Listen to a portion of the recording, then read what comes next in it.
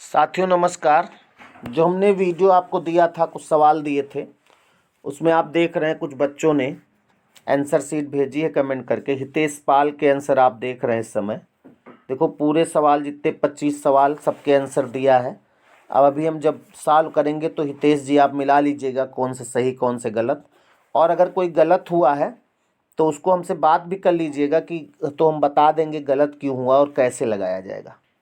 भैया कुछ क्वेश्चन हैं जो नहीं आए, ये सिंह क्रिएशन कोई है भैया, तो जो नहीं आया तो बेटा हमको बताओ, हम बताएं उनको। अगला देखिए, नीरज यादव ने भी पूरी आंसर शीट भेजी है, आप देख रहे हैं पूरे 25 सवाल के answer. Good evening sir, good evening Neeraj Yadav. फिर ये जो हिंदी वाले थे उनके भी आंसर पूरे बना के भेजे हैं। और अमित कुमार मौर्य, ये भी पूरी आंसर शीट देखो बना के भेजे हैं। देखो ये हम कमेंट आपके इसलिए शामिल कर रहे हैं कि हमें अच्छा लगता है जब आप लोग लगाते हो, तो हमको भी लगता है कि हाँ हमारी मेहनत सफल हो रही है।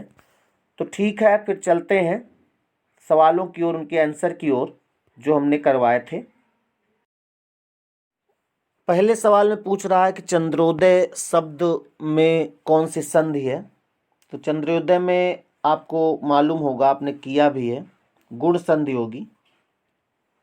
गुण संधि यानी कि चंद्र धन उदय, इसका संधि विच्छेद होगा चंद्र धन उदय, चंद्रोदय, गुण संधि होगी। उसके बाद अगला सवाल कह रहा है कि यदि आ या आ के बाद ई या ई आवे तो दोनों मिलकर ए बन जाते हैं, तो ये किस संधि में होता है? यही तो अभी बता रहे थे, गुण स्वर संधि है। आ ई से ए बनता है, आ उ से ओ बनता है, और आ और ई से ए ओ अर बनता है। गुण संधि में ए बनता है, ओ बनता है और अर बनता है। उसके बाद अगला सवाल है, अश्व का पर्यायवाची शब्द निम्नलिखित में से कौन सा नहीं है? तो अश्व है माने घोड़ा होता है, घोड़ा तो है ही है, घोटक भी है, कटक नहीं है, कटक है ना।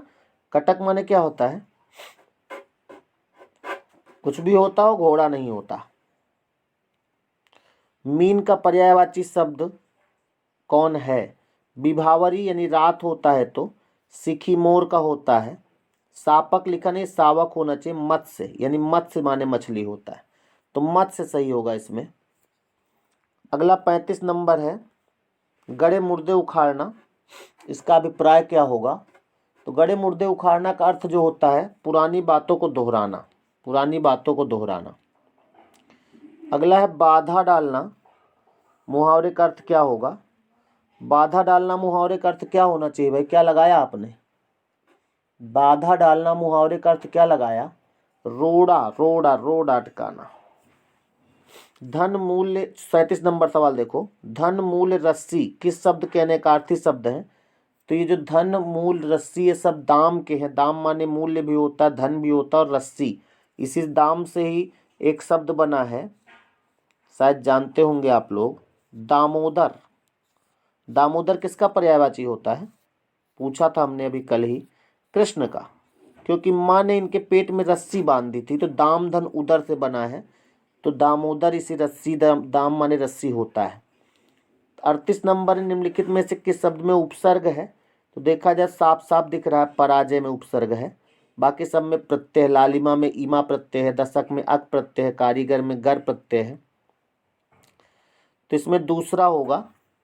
39 नंबर देखा जाए, कह निम्नलिखित शब्दों में से किसका एक लिंग परिवर्तन किसी भाषा में, हिंदी भाषा में प्रचलित नहीं है? तो भैंसा का तो प्रचलित है, भैंस, बहन का भाई, चाचा का चाची, लेकिन कोयल का, कोयली कोयला कुछ नहीं होता ना, कोयल इसी लिंग में प्रयोग होता है। उसके बाद फिर अगला सवाल, बालक की प्रारंभिक शिक्षा उसकी मातृभाषा में दी जाए, ये मानना किसका है?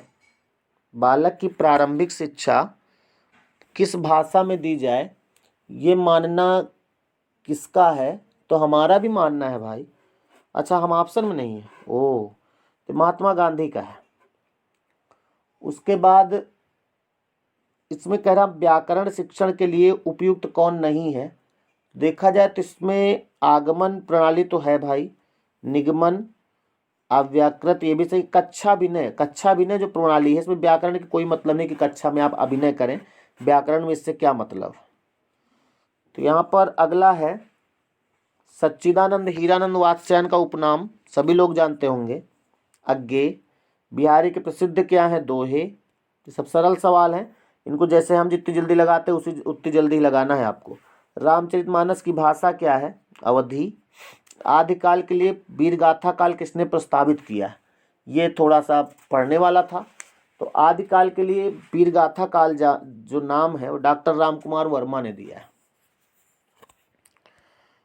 उसके बाद फिर अगला सवाल है, आधा पात बबूल का तामे तनिक पिसान और लाला जी करने लगे छठे चमासे लिखा ना, ये छमासे है। तो यहाँ पर इसमें हास्य रस है, हास्य रस। आधा पात बबूल का बताओ, बबूल जो होता है, बबूल की पत्ती कितनी छोटी है, उसकी आधी पत्ती लिया जाए, तो इसमें हास्य रस है। अगला है, नहीं पराग नहीं मधुर मधु, नहीं विकास ये काल, अली कली ही सौ बंधो आगे कौन हवाल। तो इसमें देखा जाए तो दोहा है, इसमें दोहा, मात्रा लगाएंगे तो 13-11 आएंगी। अगला अनामदास का पोथा उपन्यास के रचनाकार कौन है, तो अनामदास का पोथा जो उपन्यास है उसको हजारी प्रसाद द्विवेदी ने लिखा है, हजारी प्रसाद द्विवेदी का है ये। आंसर सही निकल रहे हैं जो कल लगाया था। अच्छा, उसका तो मृगनयनी उपन्यास के रचनाकार कौन है, मृगनयनी।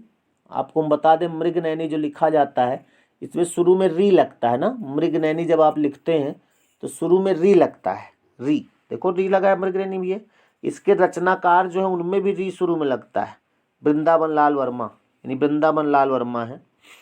इसी तरह आनंद कादम्बिनी के संपादक कौन है, तो आनंद कादम्बिनी के संपादक जो हैं प्रेमघन है, प्रेमघन, यानी बद्री नारायण चौधरी प्रेमघन। अन्य से अनन्या, ये बहुत इंपॉर्टेंट रचना है, भी पूछी गई थी पिछले टेट में।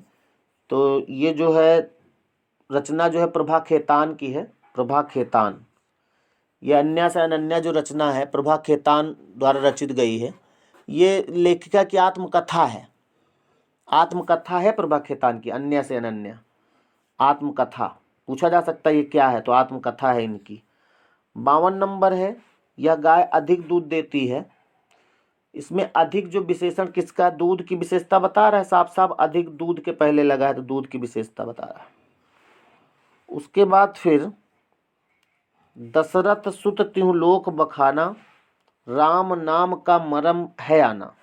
इस रचनाकार के पंक्तियों के रचनाकार कौन है, रामचरितमानस की पंक्तियां हैं तो तुलसीदास ही लिखे होंगे इसको। क्यों भाई, तुलसीदास। लेकिन यहाँ पर दशरथ सुत त्यों लोक बखाना, राम नाम का मरम है आना, ये तो नहीं है, नहीं, ये इनके तुलसीदास का नहीं है भाई। यहाँ राम नाम का मरम है आना, ये चौपाई लग ही नहीं रही है, ये कबीर दास के लाइन है, कबीर दास की। तो दशरथ सुत त्यों लोक बखाना, राम नाम का मरम है आना, ये कबीर दास की लाइन है, इसको ध्यान दीजिएगा। हम भी देखो कंफ्यूज हो गए थे, कबीर दास द्वारा रचित है ये। उसके बाद अगला हिंदी का पहला समाचार पत्र, हिंदी का पहला समाचार पत्र जानते होंगे आप लोग, जीएस में लिखाया भैया ने, उदंत मार्तंड, उदंत मार्तंड।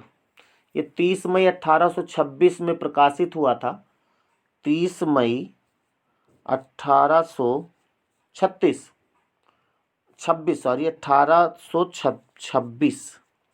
और इसके जो प्रकाशक थे, संपादक, वो जुगल किशोर थे, जुगल किशोर। उसके बाद अगला है निंदा का विलोम, निंदा का विलोम स्तुति होता है। गतिमान में किस प्रत्यय का प्रयोग हुआ है, तो गतिमान में जो है मान प्रत्यय लगा है, क्योंकि मान हटाएंगे तो गति बचेगा। राम हृदय जाके नहीं, विपत्ति सुमंगल ताहि, और राम हृदय जाके, देखा जाए तो यहाँ पे कॉमा लगा यहाँ पे, तो इसमें इस तरह की जहाँ पे वही लाइन रिपीट होती है तो वहाँ पर लाटानुप्रास होता है।